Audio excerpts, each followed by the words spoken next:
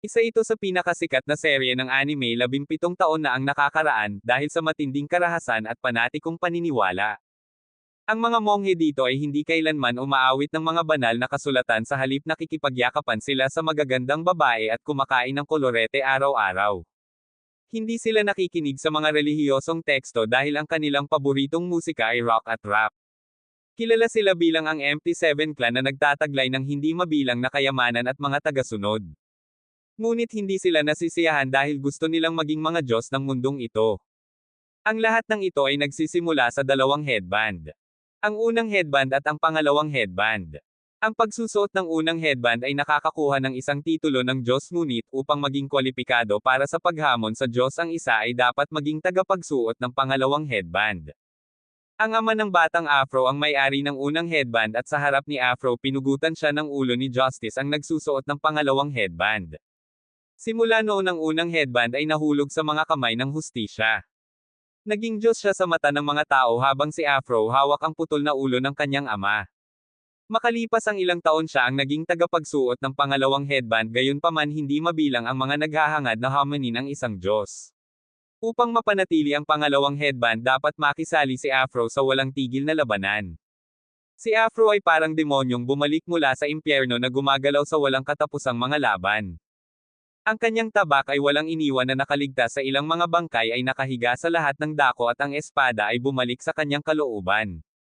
Usok ang umaagos sa kanyang mga daliri at pagpatay ang kanyang panlilinlang habang paghihiganti ang kanyang patutunguhan.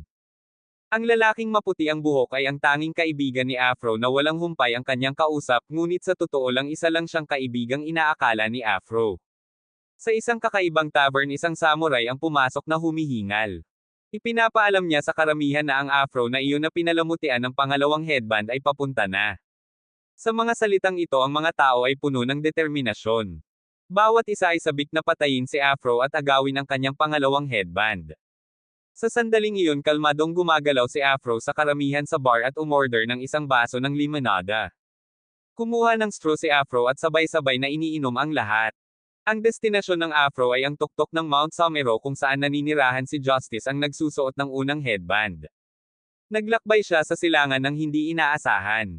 Ang isang cold-blooded assassin ay bumubuntot kay Afro mula sa tavern, ngunit walang pakialam na lumingon si Afro. Ang kanyang pangalan ay Soshin at magaling siyang gumamit ng pana na nagmula sa kanlurang kontinente sa kabila ng dagat. Magsisimula na ang laban at ang mga palaso ay nasa himpapawid at mabilis na tinatanggal ni Afro ang bawat isa gamit ang kanyang espada. Si Afro ay umaakyat patungo sa isang bangin at tumalon sa ambon, pagkatapos ay mabilis na tinusok ang katawan ni Soshin sa isang pagsalakay. Sa sandaling iyon dalawang monghe sa bangin ang matamang nagmamasid kay Afro at sila ay kabilang sa Empty Seven Clan. Ang kanilang tunay na pangarap ay patayin ang may dala ng pangalawang headband at angkinan ng titulo ng pangalawa. Habang naghahanda si Afro na umalis nagsimulang sumakit ang kanyang katawan. Lumalabas na ang katas ng tavern ay lubhang nakakalason.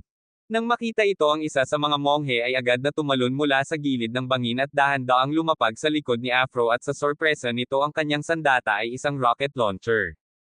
Ang kanyang mga mata ay kumikinang sa malisya at mabilis niyang hinila ang gatilyo, pagkatapos si Afro at ang mga durog na bato ay bumagsak sa ilalim ng bangin. Nang muling magising si Afro nakita niya ang isang pamilyar na babae na nag-trigger ng mga alaala ng nakaraan. Noong pinatay ang kanyang ama kinuha ni Afro ang espada ng kanyang ama at isinuot sa kanyang baywang ang pangalawang headband ni Justice. Ngunit ang pagkilos na ito ay nagdulot ng galit ng marami dahil lahat ay nagnanais ng pangalawang headband. Sa pagnanais na hamunin ang pinakamalakas kinuha nila ang pangalawang headband ni Afro. Kahit na inihagis ang bungo ng kanyang ama na parang laruan, tumalon ng mataas si Afro habang duyan ang bungo ng kanyang ama. Ngunit pinalipad ng isa sa mga lalaki sa ibaba si Afro gamit ang isang stick habang bumuhos ang malakas na ulan. Matapos lumipas ang isang hindi kilalang panahon, isang batang babae ang nagpakita sa harap ni Afro na nagngangalang Okiko, isang anak ng swordsmanship dojo. Siya ay dumating kasama si Agent at ang kanilang Panginoon upang sumamba sa mga Diyos. Nang magising si Afro mula sa kanyang pagkatulala, ang una niyang nasilayan ay ang ulo ng isang manika ng oso. Ang malubhang nasugatan na si Afro ay dinala ng swordsmanship dojo kung saan ang mga batang tulad niya ay mga ulilang walang tirahan. Sa kanilang lahat ang pinakabata ay sina Afro at Okiko. Ang kanilang Panginoon ay isang matatag ngunit mapagmalasakit na mandirigma na nagtuturo ng espada habang inaalagaan ang kanilang pang-araw-araw na buhay. Nagkaroon ng mga kasama si Afro ngunit hindi niya nakalimutan ang kanyang pagkamuhi. Isang gabi narinig ni Afro mula sa dalawang samurai ang tungkol sa pangalawang headband. Subconsciously sumunod siya sa kanilang tirahan at sa ilalim ng dilim ng gabi at ginamit ang kanyang talim sa leeg ng isang samurai. Sa kabila ng walang humpay na pagtatanong ni Afro, tumanggi ang lalaki na ibunyag ang kinaroroonan ng pangalawang headband. Walang pag-aalinlangan pinutol ni Afro ang leeg ng lalaki na minarkahan ang kanyang unang pagpatay. Sa pagbabalik sa dojo hinarap ni Afro ang isang mahigpit na pagsaway mula sa kanyang Panginoon na mahigpit na nagpaalala sa kanya na ang pagiging tao ay nangangahulugan ng pagsisikap na mabuhay at hindi sa pagpatay. Hindi niya gustong lamunan ng puot ang puso ni Afro at hindi rin niya gusto na mahulog sa walang katapusang pagdanak ng dugo para sa pangalawang headband. Sa sandaling ito ay nagsimulang bumuo si Afro ng pagkahilig sa limonada. Ang malamig at nakakapreskong pakiramdam ay makakalimutan niya pansamantala ang kanyang pagkamuhi. Sa wakas isang araw ay natagpuan siya ng kanyang mga kaaway. Sila ang mga kasama ng mandirigmang napatay ni Afro habang ang mga bata ay nagkalat sa takot. Tumayo si Afro sa gitna habang kalmado siyang humigop ng limonada, pagkatapos ay mabilis na inihagis ang lagayan na sinusundan ng espada.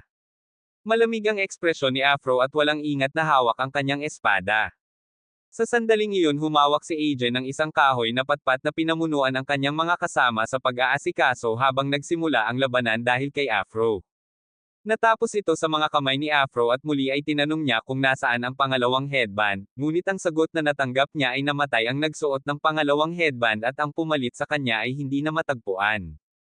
Naka-recover na si Afro mula sa kanyang mga pinsala sa ilalim ng pangangalaga ni Okika ngunit binabantayan pa rin ang mansyon at ang mga assassin na ipinadala ng MP7 clan. Siya ay nasa telepono kasama ang mga monghe na nagre-report ngunit biglang nasa likuran niya si Afro habang lumulubog ang araw sa kanluran. Nagsalo sa hapunan sina Afro at Okiko habang nag-aalok si Afro ng pera bilang pasasalamat. Sinasabing aalis siya sa susunod na araw ngunit ibinalik ni Okiko ang pera dahil gusto niyang makasama si Afro ng isang araw pa. Natahimik si Afro ngunit ang kanyang puso ay nasa kaguluhan. Kinaumagahan sa susunod na araw nakatayo si Okiko sa tabi ng talon habang nag-uulat sa mga monghe ay lumabas si Afro mula sa kakahuyan ng kawayan. Mabilis na itinago ni Okiko ang kanyang telepono at hindi nagtagal si Afro pagkatapos lumayo siya. Sa pagtingin sa malayong anyo ni Afro hindi maiwasan ni Okiko na ma-mesmerize dahil sumali lamang siya sa MP7 clan para mabuhay. Sa gabi sa isang nayon sa ibaba ng kabundukan ang nagho-host ng Summer Fireworks Festival. May dalang limonada si Okiko at sabay silang nanunood dahil ito ang kanyang paboritong sandali ng taon sa gitna ng mga paputok. Sina Okiko at Afro ay nahulog sa isang malambot na pag-iibigan ngunit ang tunay na intensyon ni Okiko ay kunin ang mga kasanayan sa espada ni Afro sa kanyang katawan. Matapos makolekta ang lahat ng impormasyon kinuha niya ang mahalagang memory card at sinisira ang aparato ng komunikasyon. Pero hindi niya namalaya na nasa likod na niya si Afro at nang makita ito ipinagtapat niya kay Afro ang lahat at ninakaw niya ang mga impormasyon kay Afro at ang kanyang pagiging swordman. Dahil ayaw na niyang ituloy iyon at sa pagkakataong iyon pinalibutan na sila ng mga assassin. Lumingon si Okiko at isang mahabang sibat ang bumaba mula sa itaas na tumusok sa kanyang katawan at namatay si Okiko tapos ang memory card ay kinuha ng mga assassin ng MP7 clan na naglalaman ng lahat ng impormasyon ni Afro. Sa nagngangalit na apoy ay kinuha ni Afro si Okiko at siguro ito ang sumpa ng second headband. Upang patayin si Afro nilikha ng mga monghe ang pinakamakapangyarihang robot sa kasaysayan at pinangalanan itong Terminator. Ang mga pangunahing kasanayan sa pakikipaglaban ng Terminator ay ang mga lihim ng swordsmanship na nakuha mula sa mga alaala ni Afro mula kay Okiko at ang kapangyarihan nito ay lumampas kay Afro ng 20%. Bilang karagdagan ang mga monghe ay nag-recruit ng isang malaking bilang ng mga assassin kabilang ang mga malalakas na individual mula sa iba't ibang bansa. Sa labanan kay Afro gayunpaman sa isang iglap walang kahirap-hirap na inalis ng Terminator silang lahat. Sa bangin sa itaas ipinagpatuloy ni Afro ang kanyang paglalakbay at pagdating sa paanan ng bundok si Somero ay naghihintay para sa kanya sa mahalagang tulay ng lubid naman ay ang Terminator. Walang pag-aalinlangan pumasok si Afro sa makapal na ulap at tumayo sa harap ng Terminator at ang isang matinding labanan ay hindi maiiwasan. Napuno ng mga kislap ng espada ang hangin habang gumagalaw si Afro na parang hangin. Ngunit ang espada ng Terminator ay mas mabilis at napakalaki ng saklaw kumpara kay Afro. Nanood ng labanan ang 7 monghe na tila sigurado sa tagumpay sa kabila ng pagiging dehado. Lalong kuminang ang mga mata ni Afro at sa kritikal na sandaling ito naalala ni Afro ang pinakamataas na larangan ng swordsmanship na itinuro sa kanya ng kanyang master noong kabataan niya at sa wakas ay nagkaroon siya ng epiphany.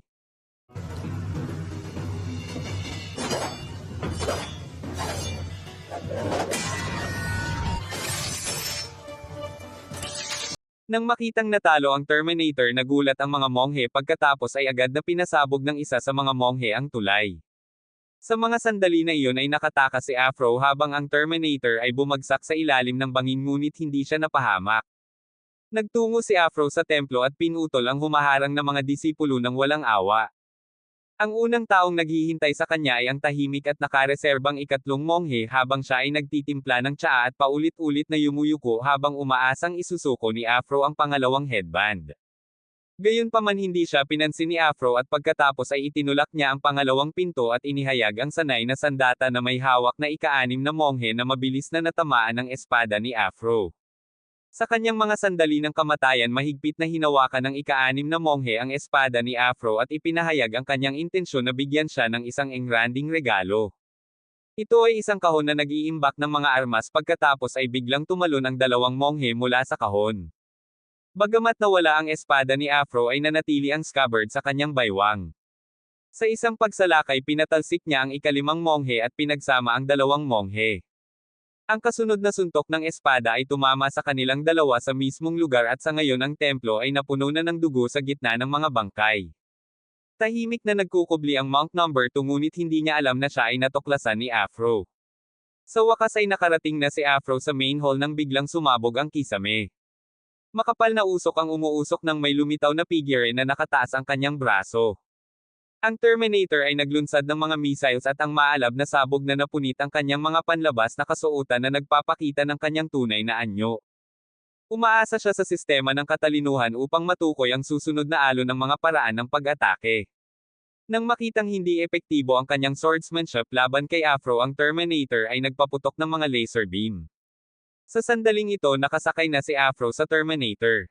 Biglang tumalsik ang apoy mula sa mga paa ng Terminator na sinundan ng pag-akyat sa langit sa paraang propulsion na dinadala ang Afro sa layer ng mga ulap sa itaas.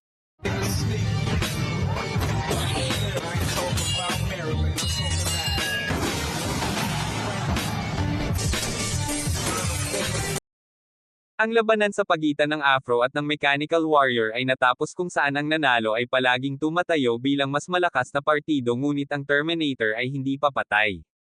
Ipinwesto niya si Afro bilang pinakamataas na antas ng panganib at naghanda siyang patayin si Afro gamit ang kanyang incendiary na kanyan. Sa kritikal na sandaling ito isang espada ang bumaba mula sa langit at ito ay ang espada ng Terminator.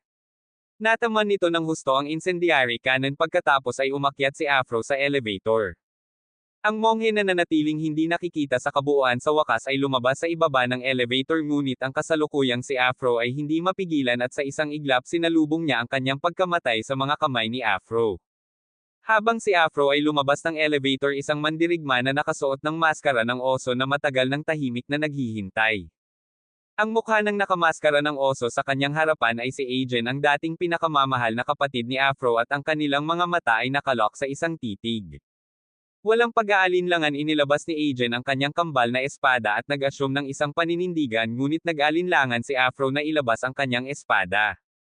Ayaw niyang gumawa ng aksyon laban sa dati niyang matalik na kaibigan ngunit sinalakay siya ni Agen. Sinubukan niyang pilitin si Afro na labanan siya ngunit umiwas lang si Afro sa kanyang pagsulong. Siya ay napunta sa flank at sa kanyang pagtakbo palayo ang kanilang paghabol ay humantong sa kanila sa isang tore ng lungsod. Nakaharap sa talampas na nakapaligid sa kanila sa lahat ng panig na walang ruta ng pagtakas na natitira para kay Afro. Muling ibinato ni Agen ang kanyang espada sa kanyang ngunit si Afro ay nagpatuloy sa pagdepensa ng walang ganti hanggang si Agen ay nakarating ng 2 malalakas na sipa na nagdulot sa kanya ng pagbagsak sa mga tile sa rooftop. Nakita ni Agent si Afro na nakahiga sa lupa at napaatras ng ilang hakbang bago itinaas ang kanyang mga espada at muling sumulpot at tumalon siya ng mataas sa hangin pagkatapos ay bumaba ng patayo patungo kay Afro.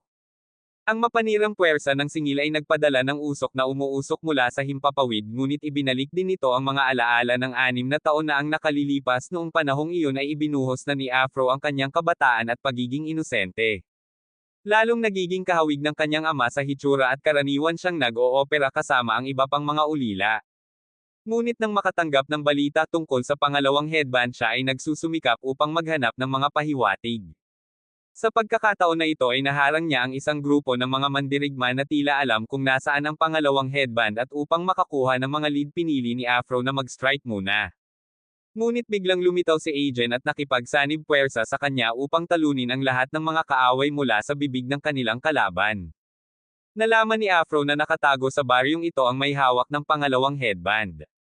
Noon din natuklasan ni Agent na hindi nakakalimutan ni Afro ang kanyang paghahanap ng paghihiganti kaya sinubukan niyang hikayatin si Afro na sumuko dahil ayaw niyang makita si Afro na mahulog sa hapdi ng paghihiganti. Kinabukasan habang naghahatid sila ng mga pamilihan sa isang matandang tao ay casual na pag-uusap na ipinahayag kamakailan. Parang laging may samurai na dumarating para guluhin ang kanilang amo na may mga sabi-sabing ang master ang may-ari ng pangalawang headband. Pinagalitan ni Agent ang matanda dahil sa pagpapakalat ng walang basehang chismis ngunit naghinala ito kay Afro at sa mga sumunod na araw pareho silang dalawa.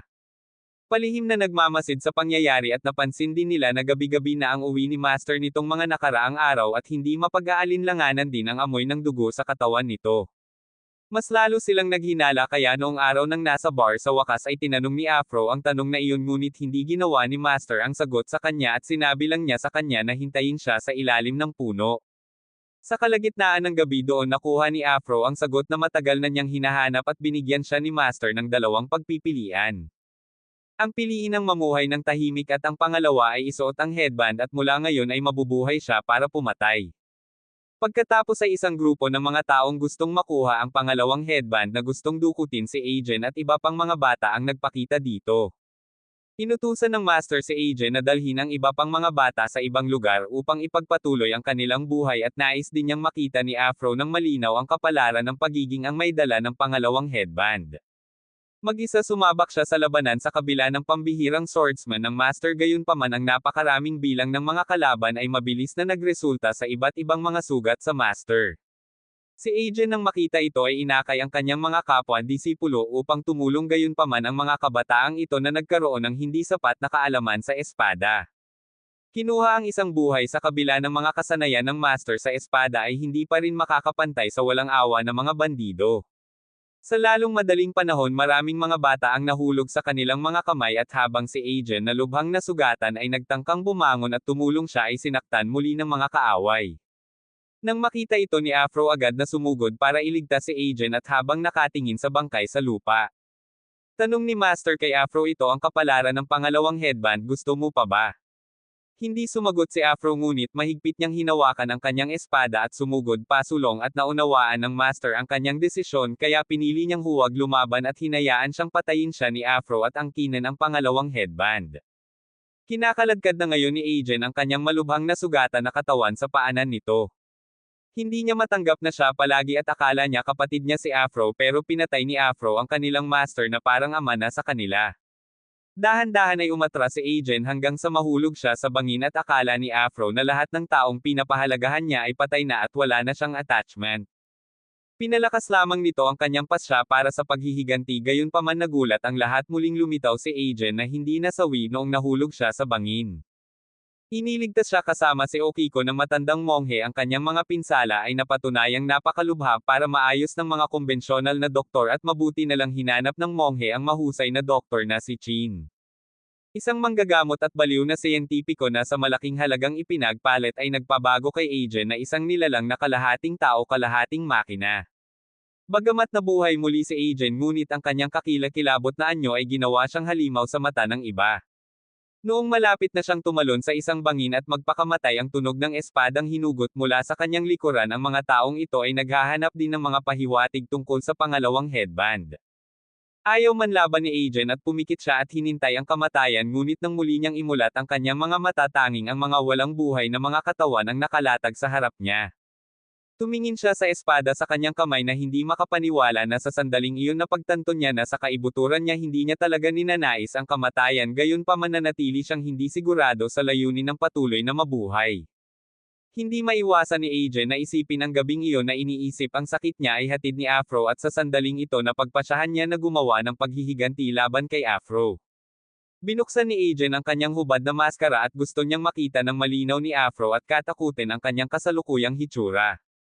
Si Afro na tahimik na ibinaba ang kanyang ulo at hinugot ang kanyang espada at labis na nasasabik si Ajen sa wakas ay maipaghiganti niya ang pagkamatay ng kanyang master. Sa sandaling ito si Ajen ay naging mas malakas kapwa sa swordsmanship at stamina at sumasailalim sa isang qualitative transformation at sa lalong madaling panahon ay natalo niya si Afro sa labanan. Determinado si Ajen na mamatay kasama si Afro at nais niyang dalhin ang kaluluwa ni Afro sa impyerno at humingi ng tawad sa lahat. Sa ilalim ng walang ingat na pag-atake ni Ajen si Afro ay paulit-ulit na napaatras. Sa sandaling ito kay Afro lalong dumarami ang sugat sa katawan buti na lang at nakatagpo siya ng tamang pagkakataon at winasak ng espada ang chip ni Ajen sa likod ng ulo niya. Nakakabawas din ito ng husto sa combat power niya at nung sinusuntok ay naalala ni Afro ang lahat ng namatay. Sa harap niya walang babalikan dahil ang dami niyang ginawang maling bagay para sa paghihiganti.